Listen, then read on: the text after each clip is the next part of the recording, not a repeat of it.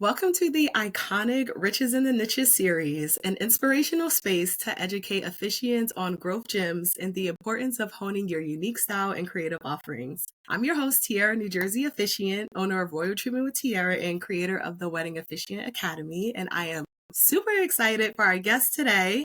Please give us a formally informal introduction to yourself and your business. Thank you so much for having me. My name is Jennifer Allen, and I'm the owner of Just Elope. We are an elopement and micro wedding planning company based in Dallas, where we have the capability of planning all-inclusive elopements for couples with as little as a few hours' notice. Yeah. So we have been in business since 2017, and I'm so excited to share all that I know today. Oh, yes. I'm excited to have this conversation. I just love the way that you are showing up in our space, showing out for our female officiants, our Black female business owners, and really just betting on yourself every day and showing us what that looks like. So appreciate you and all the gems that you are going to drop. We already know. I'm ready. So before we get into our conversation, I will not be me if I do not start off with a little bit of gratitude. So I want to invite you into a practice I do with all of my couples in every meeting, which is a gratitude check-in. You share one thing you're grateful for. I share one thing I'm grateful for. And then we'll go into the icebreaker. Okay. One thing that I'm grateful for today is the ability to show up in spaces like this in the middle of the day. It's 10 o'clock on a Tuesday. And I'm able to run a business that allows me the opportunity to make time for the things that I view as being important. So I'm really grateful for that today. I love that. That's awesome.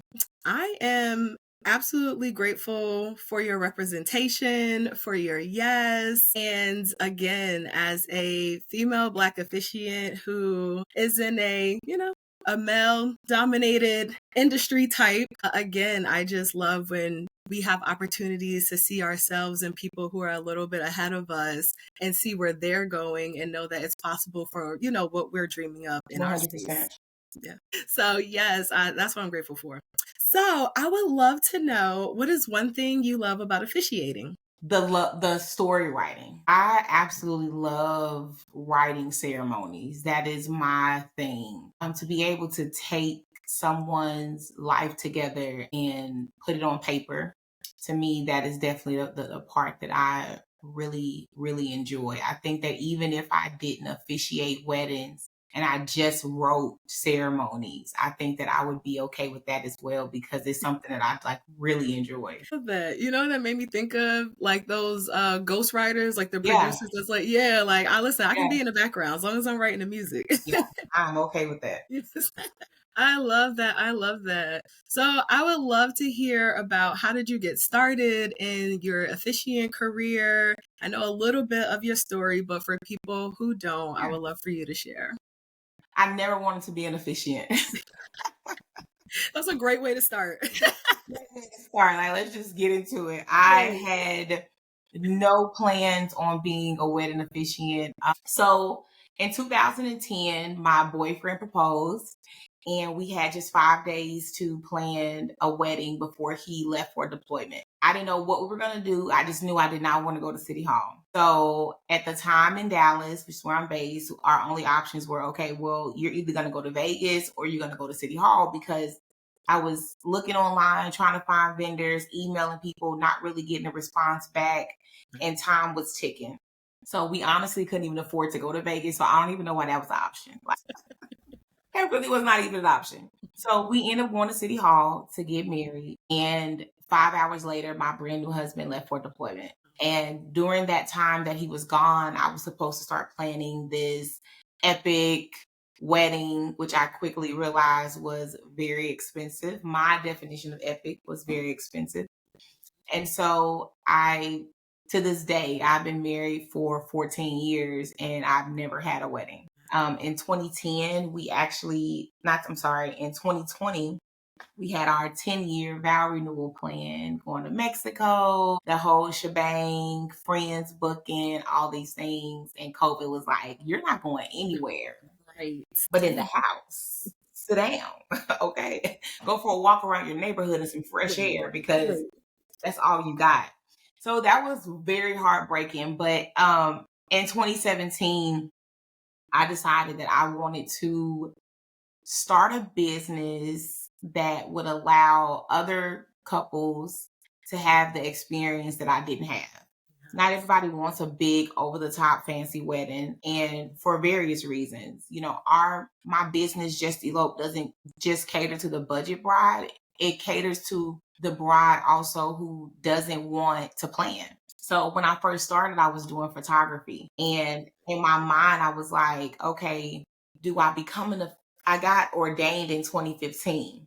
And so, but Just Elope didn't launch to 2017 because I was like, okay, do I memorize the ceremony so that I'm like taking the picture and moving around and getting the shots while I'm doing the ceremony? Like, I'm like, how is this gonna work? And I realized, okay, I can't do it by myself. So I just kind of put on the back burner, had 2 small kids. And I'm like, it's not a big deal. I'm just gonna keep doing my photography.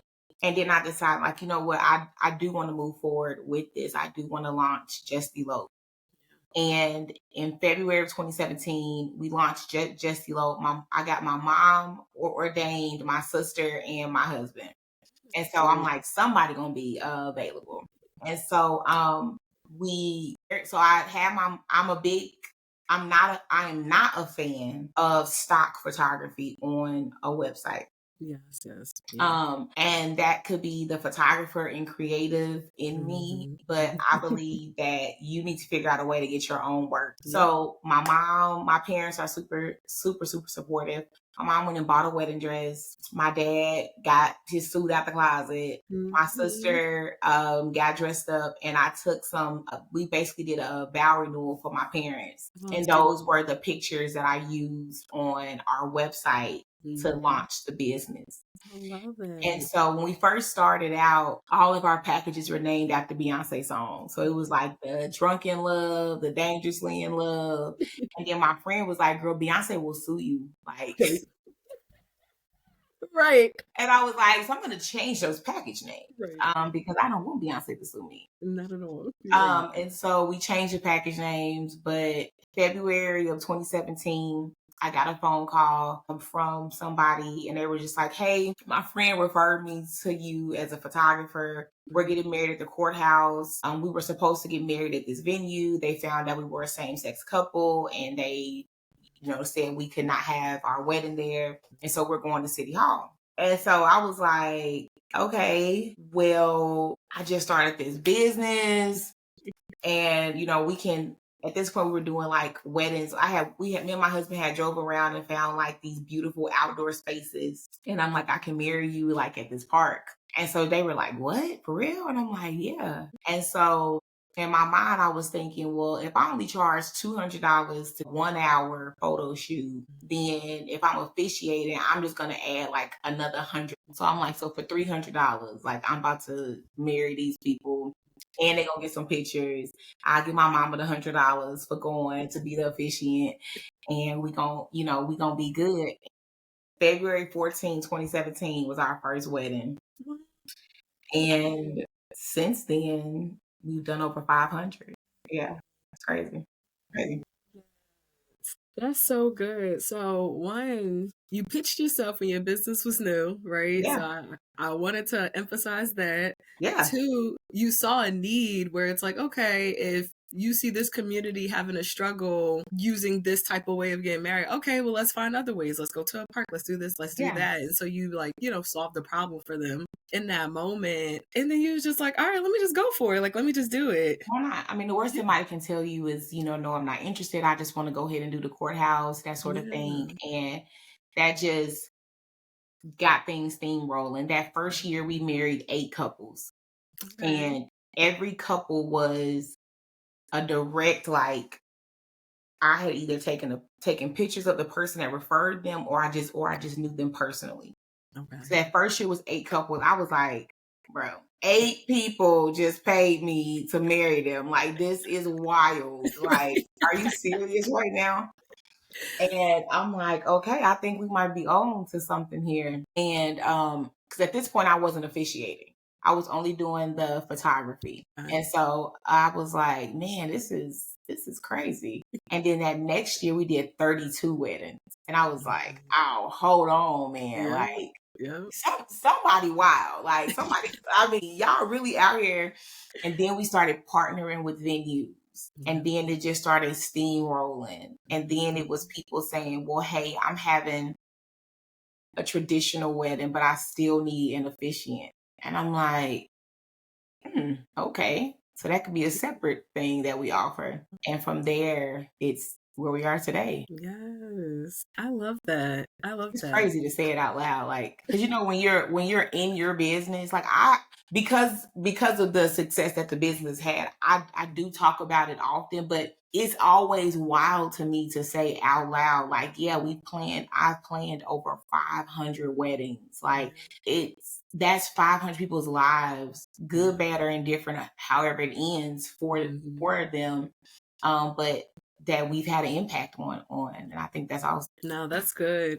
And I think that it's more emphasis needs to be on the impact that officiants have on Yeah. the, couple's day and the planning experience. So I would love to hear more about even just how you decided to really focus on, smaller, intimate ceremonies like Yeah. was doing photography. Were you doing photography in the wedding industry? So were you being exposed to like bigger weddings, traditional weddings? No, I wasn't No. doing weddings. I was just doing like family pictures, Gotcha. Okay. graduations, boudoir. Like I really Mhm. started to get into that piece of it. But I've Mhm. always told people, like, if you can figure out a way to position yourself in the wedding industry, you will make some money. And I've always believed that, even when I wasn't a part of it. Yeah.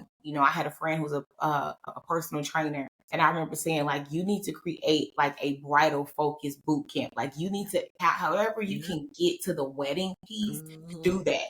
Because there are two times in people's life that I believe that they will spend frivolous money, and that is a wedding and a baby. You will buy stuff that you absolutely do not need when you have a child. Do you have children? Okay. Mhm. So you Yep. will buy stuff you absolutely do not need. Yep. You will Yep. get a wife. I remember we bought a wife warmer for our baby. I just had to have, baby, them wipes were so dry by the time we pulled them out of there. Now technology has improved and they put water in the bottom to keep them moist. I'm like, but I just had to have that wipe warmer. I wanted the Coach diaper bags so bad. Do you hear me? So bad. Not knowing nothing. Baby, that bag finna get thrown up, sit up, Yep. thrown everywhere. I Yep. never got that diaper bag either, but Yeah, right. it's just an example of like people will spend Mhm. money on things because having a wedding is a luxury. So Mhm. anytime I'm ready. anything that you do outside of just literally signing your marriage license is not a necessity. So anytime you're operating in a space with people where they are doing things that are not a necessity, in my opinion, you need to sell them a luxury experience because you don't have to do any of it, right? Like Yeah. any of it is a waste of money, like if you really break it down. So it's like, Mhm. who's your ideal audience? The people who value the fact that, yeah, this is a luxury. Right. Or do you want, the one that's nickel and dime you? Because baby, Yeah. don't nickel and dime me. Right. No, kind that fold, not the kind that jiggle. Like I don't do it. Don't do it. The kind that jiggle. No, that's real. And again, like I think what I guess I see in our community, because our community attracts, newer officiants, Mhm. officiants that may have, gotten ordained, don't know what to do with it, or people are more elopements, Yeah, backyard weddings, just smaller scale. And so one thing I see that is a struggle when it comes to, maybe wanting to create a better experience for their couples or go up in their pricing is like they just cannot connect the two. They yeah. can't connect that you have to create a luxury experience or just Oh, some type of definitely. client journey, couple journey for your couple in order to really show value in what you're providing for the couple so that they're okay with the price that you put in front of them. Yeah, And like I said, that don't connect for people. So I love how you emphasize like if you are again, understanding that outside of signing this paperwork, they're looking for some type of luxury yeah. experience, some type of impactful, memorable, meaningful experience, and you can provide that, then you need to figure out uniquely how you provide that and, put yourself out there in that way, and your people will find you, like you said. I asked a poll on Threads. I said, "What do you think the cost of an officiant service should Yeah, I be. saw that. It went off. I did. I saw that. And so I always love to ask open-ended questions and not like put what I think on there, Right. because I just like the engagement to see what other people say. And so people are like $150, $50. And I'm like, I'm literally like, Yeah. I just left a wedding on Saturday where I charged $1,000 to officiate these people's ceremony. I'm not leaving my house for $150. Like, I have 3 kids. So I'm sorry. I'm not leaving my house for $150. And I think that as a whole, everybody starts at someplace, right? Like I just told you, I was doing a full wedding for $300. So, that's 7 years ago. Everybody starts somewhere, but I do believe that when you think about your pricing, because that's where a lot of people struggle at, right? So when you think about your pricing, there needs to be a minimum that you have to get in order to leave your house. You need to figure out what that minimum is. That may look different for everybody, right? I'm not here to say that you need to charge $1,000 to do anything, but I personally know that when I sit down to write a ceremony, it takes me hours Yes. to not only meet with the couple, learn their love story, take that love story and craft it in a way that it's not too long, it resonates with the audience, and it captures who they are as a couple. That's multiple drafts. Like, that is hours worth of work to give you a quality experience. So when you think about what you put into it, you need to figure out what you want to get out of it. And me personally, I know that I have a price range for what I want to charge for what I'm gonna do. My time is valuable. Anytime I leave my home, it's valuable. And then when you factor in rehearsals and the ceremony, like, that's something that costs. Like, you're gonna pay more for a wedding cake than you did for the person that actually solidified your marriage. Like, that's wild to me.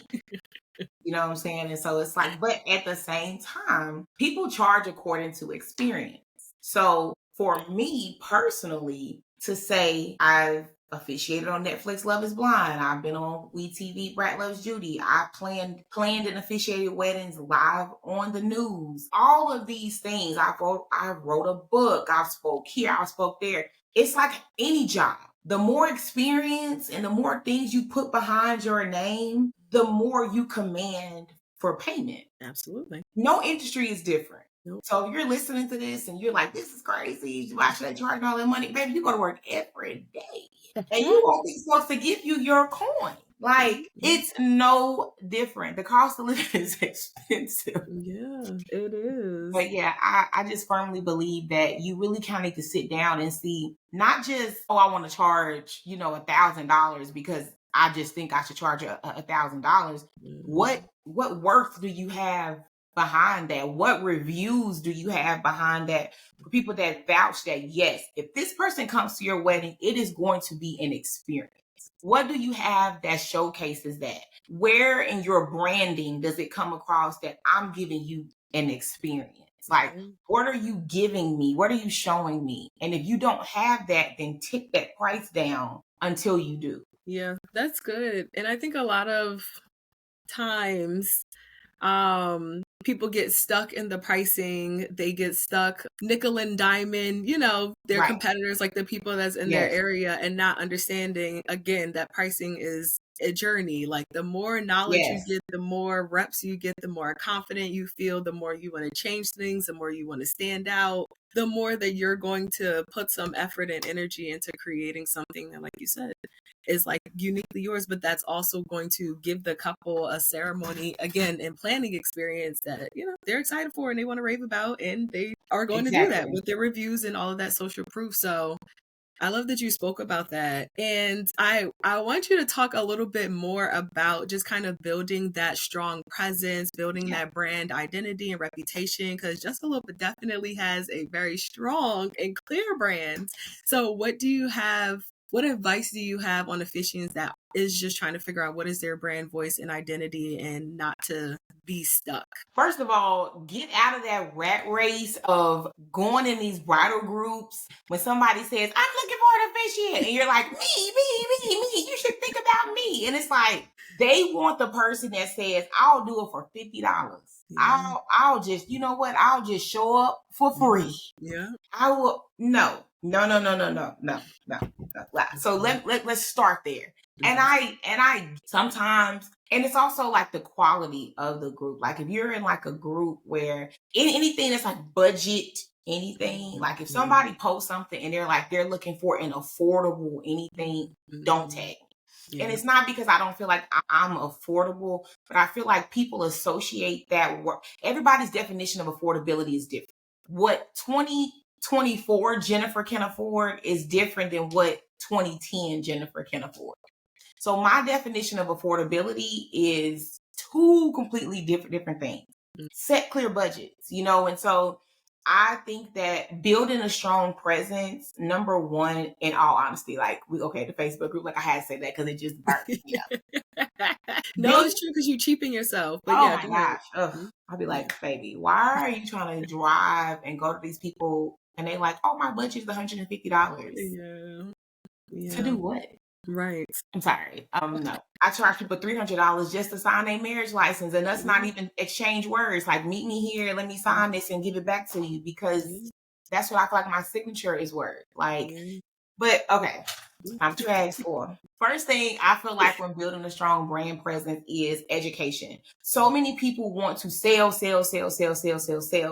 and they are not taking the consumer on a journey to explain different elements of the process, even if it's not directly an officiant process. There are so many pieces that you can educate a couple on to build up your regard with how they feel about you. So you can give tips on So as an officiant, you can give tips on writing vows. You can give tips on prepping for your wedding. All the things that take place while you're up there, the fidgeting. I always tell my couples hey, one of the things that y'all need to practice is what type of kiss y'all are about to do. Because somebody gonna come up here with their mouth open and somebody's mouth gonna be closed and it's gonna look like this. And that ain't cute. Right. So we're gonna need to figure out, are we both closed? Are we both open? Because this looks weird and awkward.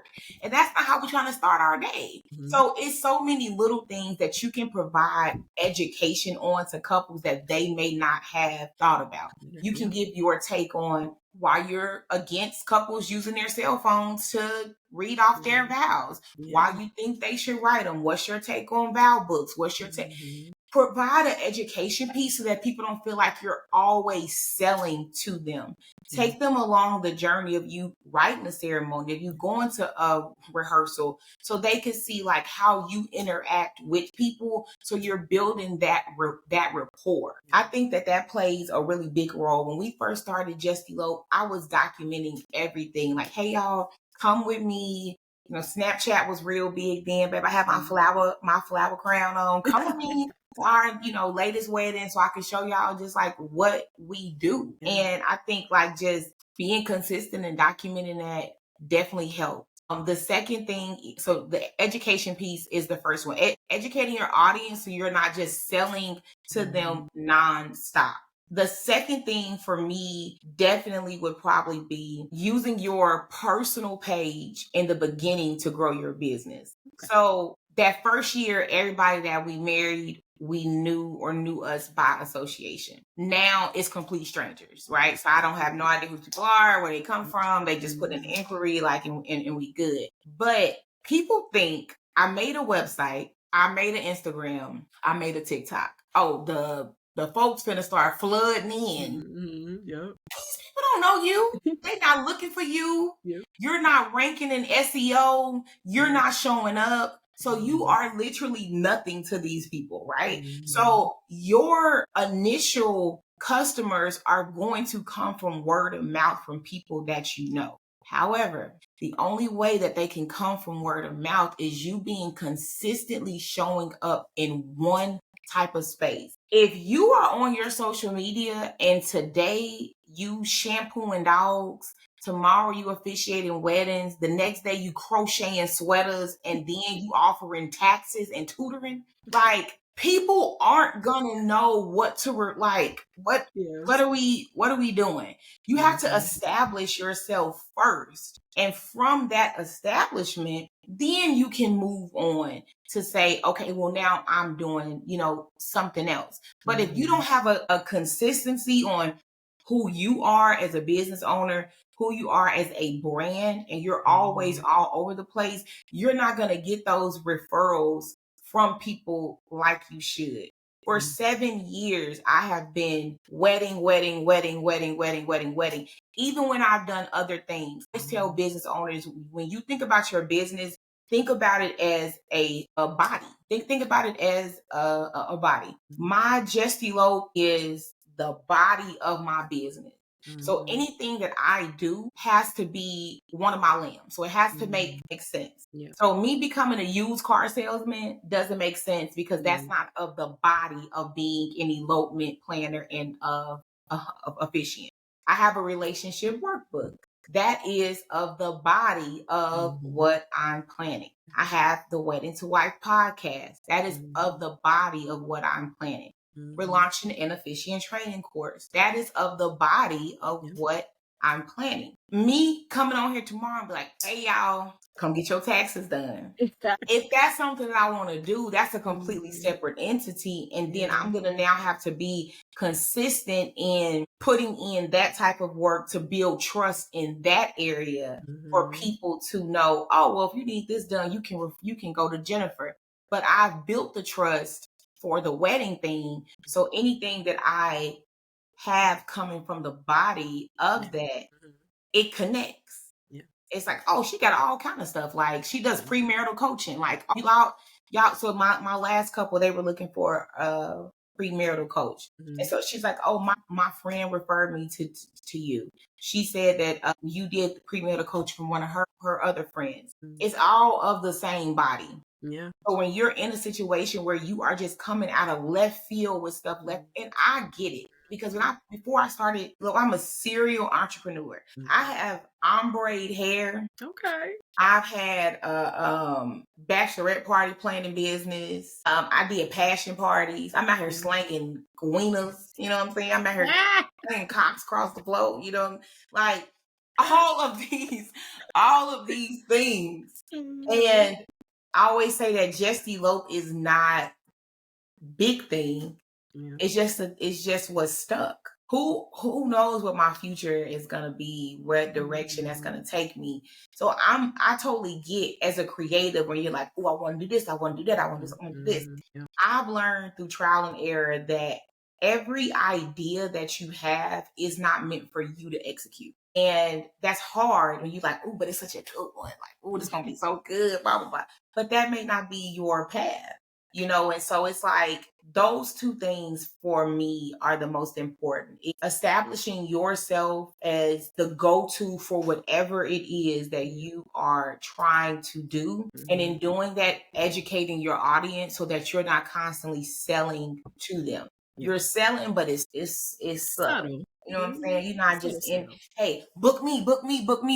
No, it's like, okay, well, what are you giving me? Like, why should I book you? You need to tell the why. You can't call yourself an expert or a specialist or this if you're never providing any value outside of pay me. Yeah. No, that's real. That's real. And I think one thing that I want to emphasize along with you is a lot of times we want to build additional like revenue streams and, different businesses and, get caught up in this whole seven. Seven is the number, seven revenue streams, X, Y, and Z. The thing is you want to create, like you said, limbs from a skill, like a singular skill, and build off from like that singular skill instead of doing this skill and that skill and that skill and that skill, because it pulls you away from really becoming very great, in one, and then learning how to creatively branch off from that one. So yes, that's where people struggle. It's like I get it. Everybody wants. You need to have a digital download. You need to have a course. You need to have the chat. I'm 7 years in and all the accomplishments, and I'm just launching a course. And that's not to say that anybody else that has a course like, oh, well, you should have waited. No, if that works for you, then get your coin, Yeah, right? right. But Period. it's just like that's how long it took me because I felt like, okay, I need to do XYZ, getting things together before I felt comfortable. But I didn't feel pressured to say, I need to do all these things because that's what society says is the cool thing to do. No, go at your own pace. Yes, that's good. Okay, so I would love for you to talk a little bit more about being a pop-up specialist. So you Yeah. describe yourself as a pop-up specialist. I would love to know what that means. What is that definition? And then what do couples expect from a pop-up specialist? Yeah, so when we first started, that was our tagline. We were just elopement and pop up wedding specialists. And so the vision that I had for that was we were going to just pop up at these different venues and host like a day where you can get married, so on and so forth. And then through the years, we changed that tagline to being micro wedding specialist because now we have partnerships with these venues, so we don't have to just pop up. Right. We now get to stay, right? Yeah. And so, but the premise of a pop up for anybody that would want to do that for themselves in the future could be potentially like hosting a marathon day, right? So Valentine's Day, you can have a pop up at a venue on Valentine's Day. Hey, we have these time slots. Who wants to get married? Because we'll still do things like that, where it's like a specialty thing. So the pop up piece was supposed to be like a very niche specialty thing. We're doing a pop up at the State Fair of Texas. We end up marrying couples there. Oh, we're doing pop up at professional basketball game. We marry couples there.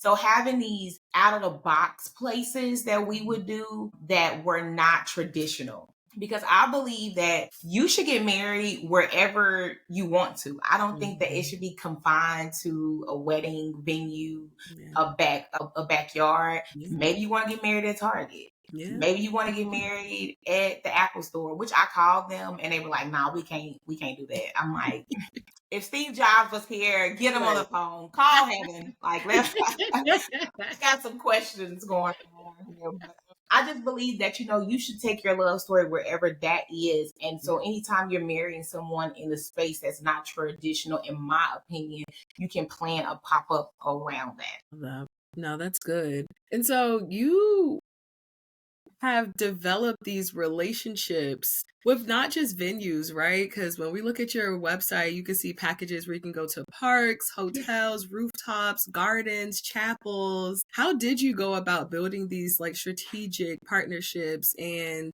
do you have any advice for officiants who are looking to meaningfully connect with their local vendors? Because Yeah. it is a delicate balance. And I feel like a lot of people jump head in with, okay, how can I get you to refer me to your couples and not how does my impact my services make your job easier and make it easier for you to refer me to your couples? Yeah, so for me personally, because I went into it being the planner and then transitioned to the officiant, I controlled everything that happened from the beginning. So it was never a need for me to go to someone and say, "Oh, hey, can you send your couples over here?" Because I was the one controlling the couples coming in. And so when I reach out to planners now in regards to like, hey, I would love to, work with your clients, blah, blah, blah. I'm dropping that resume like, hey, I've done blah, blah, blah, blah. This is my normal rate. If you refer your clients to me, then this will be the rate that I'll do it for. And that is because I did not have to work to get that client. I didn't have to convince them. I didn't have to sell to them. They're coming to me as a hot lead, right? So they're coming to me as somebody who's already knows what I do. It's coming from somebody that they trust, and I just got to close the deal, and now we're good to go. So because you're saving me all these steps, then I'm gonna give your client a break on what that costs. So as a planner, it's an incentive because now your clients are being saved money. So to somebody that's new, that's starting out, my first step wouldn't be going to a planner to get on their list, it would be going to venues to see if you can get put on their preferred vendor list versus going to a planner. Because planners tend to stick to people that they're comfortable with, because there's so many moving elements on a wedding day that you are going to trust the person that you know is going to show up and going to do the right things. That doesn't mean that the next person wouldn't do a great job, but it's like, look, I don't got time to be worried about if this person's going to come here or not. Got me looking crazy. Right. I'm going to stick with the person that I know. So getting on venues preferred vendor list, so that once a couple comes, you are now leveraging the venue's audience. So the couples coming to the site, they're clicking on that referred vendors, and now you are there. And so whether they choose to go with that venue or not, they've already come across your name. Yeah. And so that helps. And then from there, you start to do weddings. You're providing that educational piece. You're doing these things. You are more appealing to pitch. When you're pitching yourself to a planner, think about it as if you were the planner. What about you would make me want to tell my client that you're the person that they should pick? Yeah. I mean, think about it in that sense. If you were the person getting married, how would you want somebody to pitch you on why you should marry them, what your skill set is, so on and so forth. So I think that getting on the venue's preferred vendor list, and then once you get on that list, reaching out to the planners that are on that preferred venue list and saying, hey, I too am now a preferred vendor for venue XYZ. Now you have that credibility, right? So you have that little notch there and I would love to connect with your couples, so on and so forth. The first couple you referred to me, I'm willing to do a discount of such and such, because you want to have that relationship piece built. At some point, you're going to have to do something for less than what you want to. So because of that, you need to set a minimum of what you want to charge, because the moment you give a discount off of that, you're now working for less than you feel like you're worth. Yeah. So if on the high end, you're charging, I'm charging $500. So if you're charging $500, but then somebody's like, oh, well, I only can do $200. You're cheating yourself out of $300, because you've already said, my time is worth XYZ.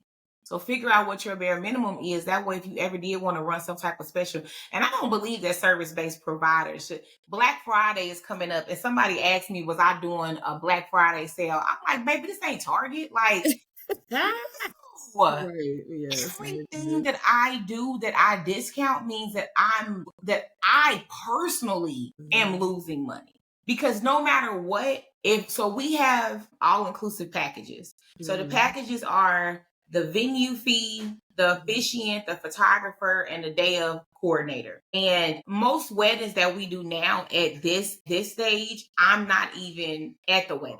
And so that means that I'm paying 4 people. Anytime I discount something, I'm the 5th person that gets paid. So anytime I discount something, these 4 people got to get their regular amount of money. Yeah. That means the discount's coming off of me. Yeah. So that means that if you booked your wedding 6 months in advance, and you calling and emailing and texting me every single day, and I'm talking to you every single day, right, and we going back and forth, and you need this referral, and you need this, and you need that, I love to do it. Yeah. But the moment I discount it, I'm working at a deficit at this point. And so it's like, keep that in mind whenever you're setting your, pricing. And whenever you are reaching out to people, don't do anything for free. Yeah. Even if it's your very first wedding, don't do nothing for free. I don't care if you don't do nothing but say, hey, I'll do it for $150. And you take that $150 and you give it to the videographer that's going to be there, and you say, hey, can I give you this money so that you can record the ceremony pieces, make sure that I am a focal point, chop it up for me. Can you get a couple clips of me, moving around, that sort of thing, and give me that? Make it work for you. but never do anything for free. Girl, I got too many kids. I tell folks that all the time, baby. I have too many children to do anything for free. Unless it's, I love charity. I love giving. I love planning, weddings for couples who are, because one of my initiatives for 2025, and we done it before, is providing weddings for, couples who can't afford to have a wedding because of a life crisis. And so to me, that's real important to make use of your time in that way. But just because it's Tuesday and you want a discount. Just because it's the Friday after Thanksgiving? No, ma'am. It's like any other Friday. Yes. I can't do it, because as a small business owner who has to pay other people, the discount, I can't discount my team. They're doing a full day's work. So why should they get a discounted pay because I'm feeling cool? Right. So I take the hit. No, that's real. Okay, so you were, kind of hinting to this course that you are putting together. Yes. As you know, our academy is really just a professional networking community and education hub for officiants. So we would love to hear about your course that is coming out. Yes. And if you have any other opportunities for coaching, mentorship, or education for officiants, let us know. So I'm coming out with a 6-module course called Just Officiate, and it is literally going to take you from start to finish. It will be available to you. Have a couple options. Option number one is it's a self-paced. You can download and follow along on your own, or we'll be doing live quarterly trainings over the course. Each module will be 1 week. And so we'll be doing a 6-week live module training. Thinking I want to shorten that. Like, I want it to be an intensive. So it really might be like a full weekend situation where it's like a Friday, Saturday, Sunday, where we're doing 2 modules each day. It's a live online training, because I'm like, 6 weeks, I want to know now. Like, I always think about things from my perspective. Yeah. And my attention span is short. And so I'm like, do I really want to show up for 6 weeks? Me personally. Yeah, right. Yeah.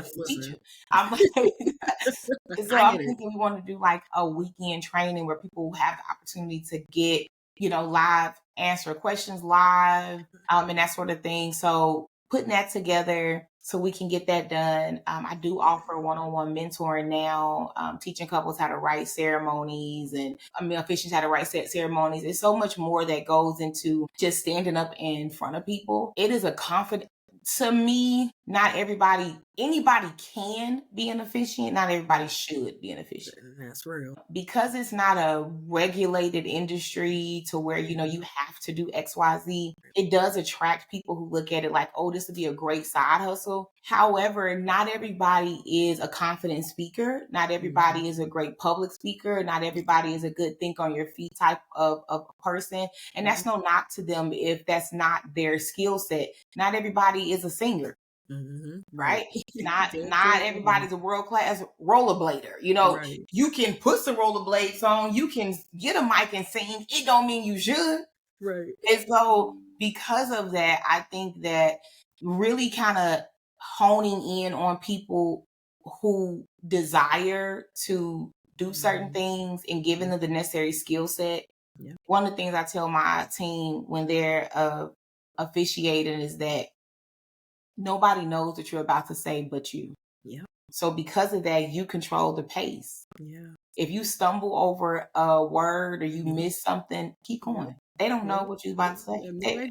And so it's like but that takes an internal confidence, right? To be able to be like, okay, I need to keep going, and being mindful. I was doing a ceremony once where for whatever reason I typed the wrong name in like the 3rd time I was getting ready to say it. So like I had been saying the ceremony and then it was like Michael Chuck. Right. And it was like, but I didn't say Chuck because I knew his name was Michael. But it's like, because you're the one controlling the pace, if you stop and take a pause and just gather yourself quickly, like you can keep going. And so it's a lot of pieces and elements that we want to, teach people moving out the people. Everybody thinks, of course, move out the way for the first for the first kiss, but Basically. you don't just move out the way for the first kiss. You don't. One of the things with my husband when he would officiate, he would be like, and now you may kiss, and he would like slide to the side. So like they're kissing, and the picture would have him like jetting off, and I'm like, first of all, stop running on these people, Sandy. Like first, stop. Second of all, make it a dramatic pause. Like, oh, now we to the good part. Now we at the point we all been waiting for. Now we did, you kind of gauge that based on your couple's personality. Then move. Then say it's time for the first kiss, right? Moving out the way when your couple is reading their marriage vows to each other. If somebody has written personal vows, I noticed once that couple was reading vows and I was standing there and I got the pictures back and I'm just smiling, looking at them, looking crazy. I'm all close. It's so sweet. I'm just there looking crazy as hell. And I'm like, when they are doing their vows, their personal vows, move to the side. But it's little things like that that people just assume, oh, well, social media says we need to move for the first kiss, so that's a common thing. But when do you move? How do you move? What do you say? When do you walk back? Should you move for the vows? What if, there's this whole debate on people using iPads to officiate weddings versus having something printed out. I did Love is Blind, and I had read on Reddit that somebody was like, why is the officiant using an iPad? That is so crazy. And I'm like, damn, I'm supposed to use a scroll? Like, what am I supposed? It's an iPad. Like, like I got up here with stickers on the back of it with a Bucky sticker or something on here. And I'm just, but it's one of those things where it's personal preference. Speak to your couple. If they have an issue with it, if they would prefer, a binder with the words printed and that sort of thing. Like, you do what's best for you. Me personally, I'm gonna use an iPad. That's just me. That's how I roll. But everybody has what their personal preferences are. But no, this was great. I really do appreciate you having me on today. No, this conversation was amazing. I am definitely looking forward to the course, excited to push it out to our community because it's so many different things that you can learn. There's a lot of nuances that go into officiating. And one thing that we're just very passionate about at the Academy is, just helping officiants develop out their craft confidence and creativity in the officiant space. So however we can help them do that, that's what we're going to do. So I just appreciate you again, sharing your gems, giving us a yes, and giving us, even though you take us in depth, every day on your socials, but just sharing more of the background and the mindset behind everything that you have developed with Just Elope. Thank you. Yeah, share your personal story. People are, at this point in life, people are not buying your service, they're buying you. Like, they're buying into who you are. And so I have couples that are like, oh, I followed you for so long on social media. Like, I love your personality. Like, I would love for you to officiate. They ain't never seen me officiate a wedding in their life. Exactly. Right? But it's like, hey, you told us that you do this. We see you doing these other things, and we want that energy. So that just goes back to our first point of establishing yourself in whatever that market is and going for it. Say, you know what? Next year, this is all I'm doing. This is all I'm focusing on. Give it time to grow. Yeah. I love that. Well, guys, this series has really been going off. We've been getting a lot of wisdom. So we will see you on the next episode. Bye, y'all.